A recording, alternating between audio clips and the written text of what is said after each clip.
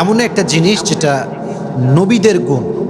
প্রত্যেকটা নবী ধৈর্যশীল ছিলেন, প্রত্যেকটা নবী সবের ছিলেন, প্রত্যেকটা নবীকে আল্লাহ তাআলা শক্তির মতো একটা অসাধারণ ক্ষমতা দিয়েছিলেন। প্রিয় ভাইয়েরা, সবর হচ্ছে এমন একটি হাতিয়ার, এমন একটি যন্ত্র যা কখনো ব্যর্থ হয় না। সবর এমন একটি যন্ত্র যা কখনো বৃথা যায় না, এবং সবরকে আল্লাহ তাআলা এমন একটি তীর বানিয়েছেন যা কখনো লক্ষ্যভ্রষ্ট হয় না, এবং সবরকে আল্লাহ তাআলা এমন একটি দুর্গ বানিয়েছেন যা কখনো ধ্বংস হয় না। একটা বিষয় খেয়াল রাখেন, ওয়াসবিরু ইন্নাল্লাহা মা'আস সাবিরিন। আল্লাহ তাআলা বলেছেন তোমরা ধৈর্যশীল হও, এবং মনে রেখো যে সবর করে, যে ধৈর্যশীল হয়, তার সঙ্গী হয় একজন, তিনি কে? আল্লাহ তার সঙ্গী হয়। এখন প্রশ্ন হচ্ছে যে সবর, ওয়াই সবর ইজ মোস্ট ইম্পর্ট্যান্ট? সবরটা গুরুত্বপূর্ণ কেন?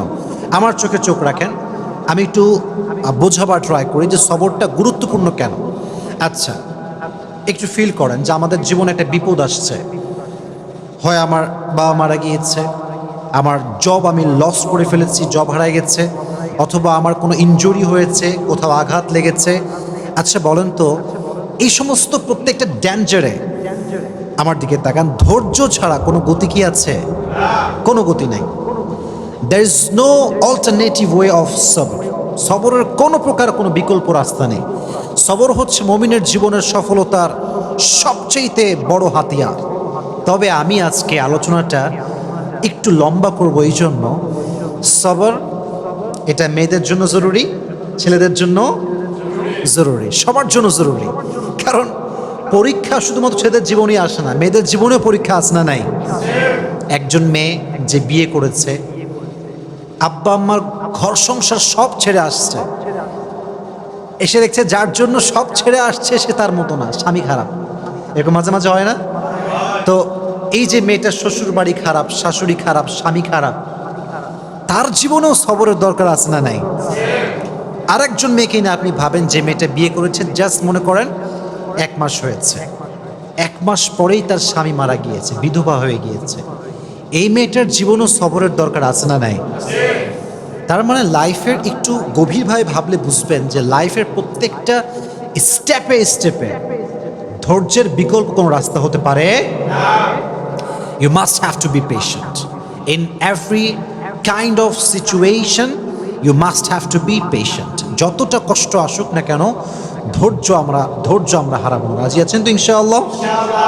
আচ্ছা, আমি কোরআন থেকে কিছু এক্সাম্পল দিব ধৈর্য কাকে বলে, নবীদের ধৈর্য কেমন ছিল, এবং আমি হাদিস থেকেও কিছু এক্সাম্পল দিব যে কিভাবে আমরা ধৈর্যশীল হতে পারি। এবং মহিয়সী নারী যারা ছিল, যেমন আম্মাজান আয়েশা রাদিয়াল্লাহু তাআলা আনহা, এবং নবীজির ফার্স্ট ওয়াইফ যিনি ডিভোর্সি ছিলেন, তিনি হচ্ছেন খাদিজাতুল কুবরা রাদিয়াল্লাহু তাআলা আনহা, যাকে নবীজি বিয়ে করেছিলেন কত বছর বয়সে বলতে পারবেন? 40 বছর। কত বছর?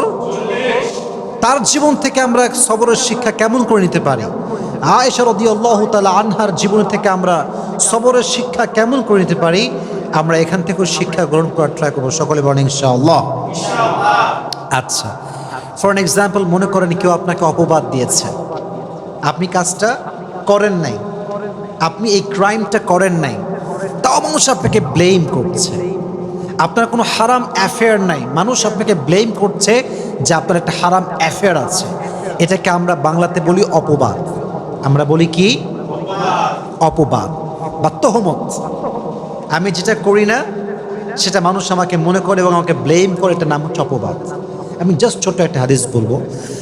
আগে প্রশ্ন করি, নবীজির একজন কুমারী স্ত্রী ছিলেন, যেই একমাত্র স্ত্রী কখনো বিয়ে করেন নাই, তার ডিভোর্স হয়নি, তার স্বামী মারা যায়নি। তার নামটা কি প্রিয় ভাইয়েরা? আয়েশা রাদিয়াল্লাহু তাআলা আনহা। ছোট্ট একটা হাদিস শেয়ার করছি। নবীজির মোট স্ত্রী ছিল কয়জন বলেন তো? 11 জন। জোরে বলেন কয়জন? 11 জন। 11 জন স্ত্রীকে নবীজি ঘুরতে নিয়ে যেতেন। তবে এটা একটা সিস্টেম ছিল, লটারি সিস্টেম। নবীজি একটা বাক্সে সবার নাম লিখে রাখতেন, যার নামটা উঠতো তাকে নবীজি ঘুরতে নিয়ে যেতেন। সুবহানাল্লাহ পড়ে। ওটা অ্যামেজিং সিস্টেম। যার নাম উঠতো তাকে নবীজি নিয়ে ঘুরতে যেতাম। তো একবার নবীজি লটারি করলেন, একটু মনোযোগ দিয়ে শুনতে হবে। লটারি করার পরে আম্মা জানা আয়েশা রাদিয়াল্লাহু তাআলা আনহার নামটা লটারিতে উঠলো, নবীজি ঘুরতে নিয়ে গেলেন। এটা একটু লম্বা স্টোরি, বাট আপনাকে মনোযোগ দিয়ে শুনতে হবে, কারণ এখানে একটা অনেক বড় সবরের শিক্ষা আছে।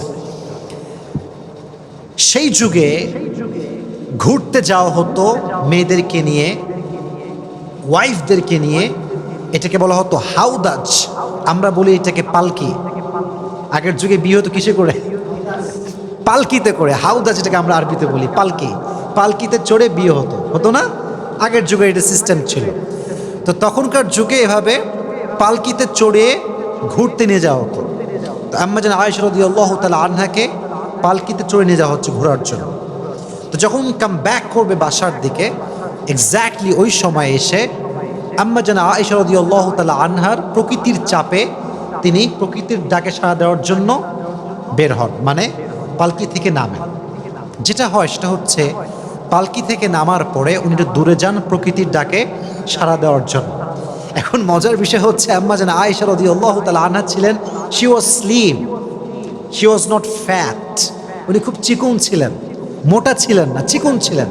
চিকন মানুষ কোথাও উঠলেও বোঝা যায় না, নামলেও বোঝা যায় না, কারণ সে স্লিম বডি বিলং করে। মোটারা কোথাও উঠলে দেখবেন মাঝে মাঝে মোটারা রিক্সায় উঠলে রিক্সার জায়গায় থাকে না বসা। তো এটা হচ্ছে বডির ডিফারেন্স। তো কি হলো, উনি যখন প্রকৃতিটাকে সাড়া দেওয়ার জন্য গেছেন, যেই সাহাবি পালকিটা টানছিল, পালকিটা নিয়ে যাচ্ছিল, ওই সাহাবি বোঝে নাই যে আসলেই আম্মা জান আয়েশা উঠেছেন নাকি উঠেন নাই। যেহেতু উনি স্লিম ছিলেন, উঠলেও যা, না উঠলেও উনি নিয়ে চলে আসছে। আম্মা জান আয়েশা রাদিয়াল্লাহু তাআলা আনহা যখন প্রকৃতির ডাকে সাড়া দিয়ে ফিরে আসেন, দেখছেন পালকি নাই। পালকি কোথায়? পালকি আর নাই, পালকি চলে গিয়েছে। কারণ সে ভেবেছে এখানে আয়েশা রাদিয়াল্লাহু তাআলা আনহা আছেন। তো উনি যখন ফিরে আসলেন, দেখলেন পালকি নেই। তখন উনি খুব সবরের সাথে অপেক্ষা করলেন। যখন দেখলেন অপেক্ষা করেও আসছে না, তখন তিনি কি করলেন জানেন? সুন্দর করে মরুভূমিতে শুয়ে পড়লেন চাদর মুড়ি দিয়ে। চাদর মুড়ি দিয়ে শুয়ে পড়লেন। অনেক লম্বা স্টোরি, আমি প্রেসাইজলি বলছি, but there is a lesson, very important lesson, অনেক গুরুত্বপূর্ণ একটা শিক্ষা আছে। তো যখন নবীজি দেখলেন যে আয়েশা নেই রাদিয়াল্লাহু তাআলা আনহা, উনি একজন সাহাবীকে লস্ট অ্যান্ড ফাউন্ডের দায়িত্ব দিয়েছিলেন, যে কে হারাচ্ছে, কে সফরে আছে, কে নেই, এটা খোঁজাখুঁজির জন্য। যেমন যদি আপনারা কখনো পিকনিকে যান, দেখবেন যে একজন লোক থাকে যে মাইক নিয়ে ডাকে, অমুকে আসছে কিনা, অমুকে বাসে উঠেছে কিনা। এরকম পিকনিকে হয় কি হয় না? হয়। ডাকে, কোথায় কে আছো, কে মিসিং আছো, বের হয়ে আসছো।